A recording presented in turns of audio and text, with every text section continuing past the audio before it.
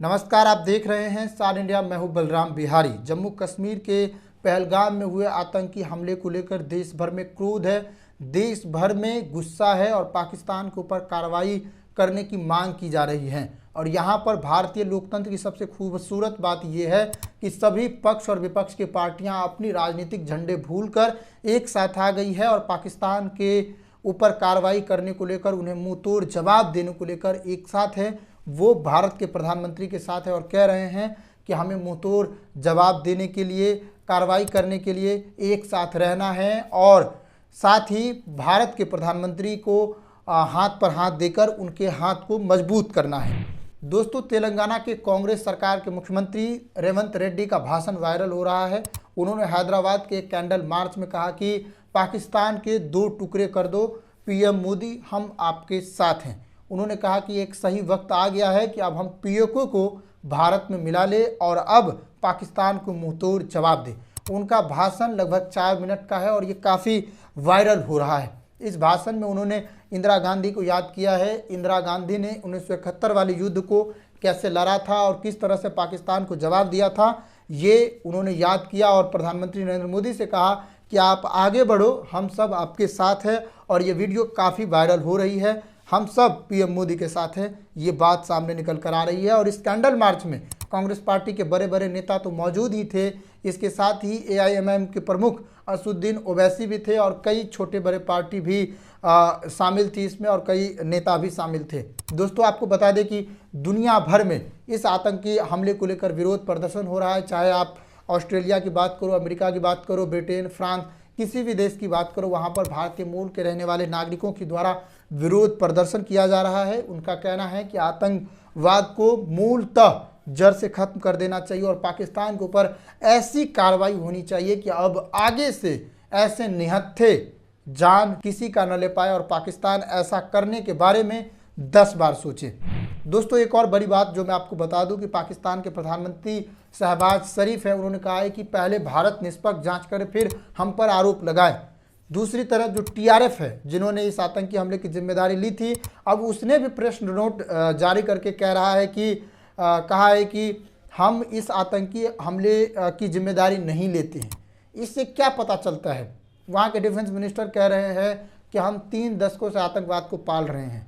इससे पता चलता है कि पाकिस्तान अब जो है अपने ही देश में अलग थलग पड़ता हुआ दिख रहा है। सभी लोगों के अलग अलग बयान हैं। पाकिस्तान के प्रधानमंत्री कह रहे हैं कि पहले निष्पक्ष जांच होना चाहिए। दूसरी तरफ जो पाकिस्तान के फौज है वो एलओसी पर लगातार गोलीबारी कर रही है। तो ये पता चल रहा है कि पाकिस्तान का जो मंसूबा है वो किस तरह से हवा में बढ़ रही है और अब उसे मुंहतोड़ जवाब देने का समय आ चुका है। दोस्तों, सबसे बड़ी बात ये है भारत की कि भारत की जो लोकतंत्र है वो काफ़ी मजबूत है। आज इस विपरीत क्षणों में सभी राजनीतिक पार्टियां अपने झंडे भूलकर एक साथ आकर प्रधानमंत्री के साथ अपनी जो हिस्सेदारी है वो देने की बात कह रहे हैं, अपना सहयोग देने की बात कह रहे हैं और भारत को मजबूती प्रदान कर रहे हैं, जो शायद इस देश की सबसे बड़ी खूबसूरती है। दोस्तों, पहलगाम आतंकी हमले को लेकर जो सीएम रेवंत रेड्डी ने जो भाषण दिया है वो काफ़ी वायरल है। हम वो आपको भाषण भी सुनाएंगे और आप देखिएगा उन्होंने इस भाषण में क्या कहा है। मैं आपको कुछ बता देता हूं कि उसने अपने भाषण में किन किन चीज़ों का जिक्र किया है। उन्होंने कहा है कि ये सही वक्त आ गया है कि पीओके को अब भारत में मिला लेना चाहिए, साथ ही पाकिस्तान के 2 टुकड़े कर देने चाहिए। जिस तरीके से इंदिरा गांधी ने 1971 के युद्ध के बाद पाकिस्तान के 2 टुकड़े कर दिए, एक बांग्लादेश और एक पाकिस्तान के जो रूप में अभी है, ये 2 टुकड़े कर दिए। आज उसी तरह प्रधानमंत्री नरेंद्र मोदी को पाकिस्तान के ऊपर कार्रवाई करके पीओके को भारत में मिला लेना चाहिए और पाकिस्तान के 2 टुकड़े कर देना चाहिए, एक बलूचिस्तान और एक पाकिस्तान। रेवंत रेड्डी ने 1971 के युद्ध को याद किया और उस समय की प्रधानमंत्री रही इंदिरा गांधी को और विपक्ष के नेता रहे अटल बिहारी वाजपेयी को भी याद किया। अटल बिहारी वाजपेयी ने 1971 के युद्ध के बाद प्रधानमंत्री इंदिरा गांधी को माँ दुर्गा का अवतार कहा था या माँ दुर्गा की जैसी है ऐसा कहा था। उन्होंने इस चीज़ को याद किया और कहा कि प्रधानमंत्री मोदी जो आप आगे बढ़ो और पाकिस्तान के ऊपर कार्रवाई करो, हम सब आपके साथ हैं। तो अब आप उसका भाषण सुनिए कि सीएम रेवंत रेड्डी ने इस कैंडल मार्च में क्या कहा और क्यों इसकी सबसे ज़्यादा चर्चा हो रही है, फिर हम आगे बात करेंगे। मैं इस मौके पे इस देश प्रधानमंत्री नरेंद्र मोदी जी से एक ही गुजारिश है, ये ऐसे मौके पे जो आतंकवादी अपने देशवासियों के ऊपर हमला किए, ऐसे हमला को हम सब इकट्ठा होकर 140 करोड़ लोग हम सब मिलके मुंह तोड़ जवाब देने का वक्त आए। इसीलिए आज तेलंगाना राज्य से 4 करोड़ जनता और दुनिया सबसे कम से कम 100 देशों का उनके प्रतिनिधि यहाँ पर हाजिर होकर अपने साथ जोड़ के आतंकवादियों के खिलाफ लड़ने के लिए हमको मदद दिए। हम लोग सब मिलके इस देश प्रधानमंत्री को हम मदद देंगे। प्रधानमंत्री जी मोदी जी 1967 चीन ने अपने देश के ऊपर हमला किए तो इंदिरा जी ने मुंह तोड़ जवाब दिए।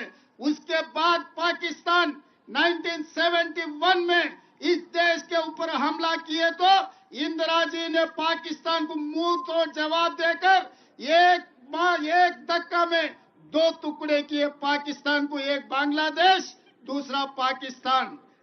उस वक्त अटल बिहारी वाजपेयी जी ने ये कहा, इंदिरा जी को दुर्गा माता ने कहा, आप दुर्गा माता के भक्त हो, हमें पता है, दुर्गा माता को याद करो। अभी पाकिस्तान के ऊपर जो हमला करना है, जो भी करना है आप आगे करो। आज पाकिस्तान के खिलाफ कदम उठाना है, समझौता का समय नहीं है, मुंह तोड़ जवाब देना है। इसीलिए आप आगे बढ़ो, हम लोग आपके साथ में रहेंगे। 140 करोड़ भारतीय वासियों आपके साथ है।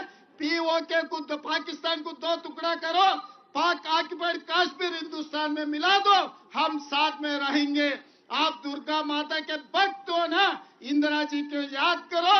आज जो मुंह तोड़ जवाब आतंकवादियों को देने के लिए हम लोग यहाँ हैदराबाद शहर में, हम लोग नेकलेस रोड में यहाँ इकट्ठा हो गए। हम आपको मदद देंगे। अभी राजनीति करने का समय नहीं है, कोई पार्टी का नाम लेने का समय नहीं है। हम लोग इकट्ठा होना, हम लोग सब भारतवासियों ने 140 करोड़ लोग हम सब इकट्ठा होकर खड़ा होके ये आतंकवादियों को मुंह तोड़ जवाब देना। हम लोग आपके साथ में रहेंगे। हम लोग यहाँ से जो परिवार ने उनके भाई को, उनके पापा को जो खो गए, तेलंगाना सरकार ने आपको मदद देंगे। तेलंगाना सरकार आपके साथ देंगे, आपके परिवार को हम जो मदद देंगे।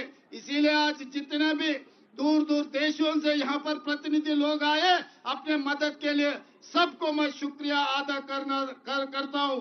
सब पार्टियों के पार्टी झंडा छोड़कर सब भारतवासियों बनकर नेकलेस रोड में आ गए, सबको धन्यवाद देना चाहता हूँ। मोदी जी कदम उठाओ, जो मुंह तोड़ जवाब दो आतंकवादियों को। धन्यवाद मित्रों।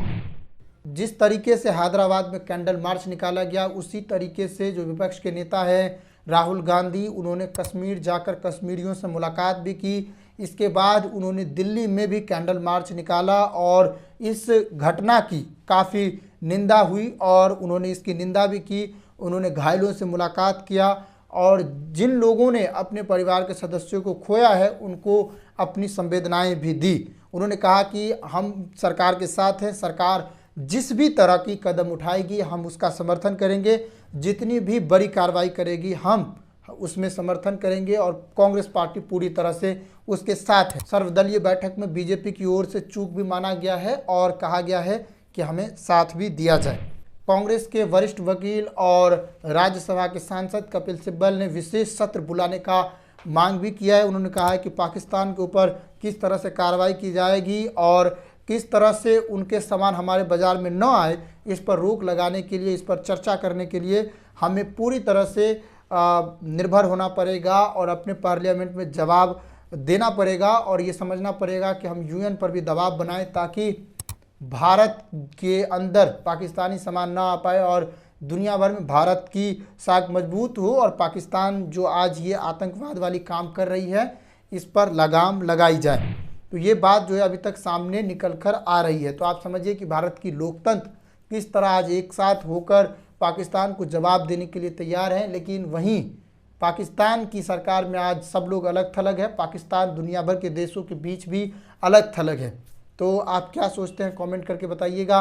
क्या लगता है आपको कि एक सही वक्त आ गया है कि अब पीओके को भारत में मिलाना चाहिए या नहीं? नमस्कार, कमेंट करके बताइएगा। जय हिंद।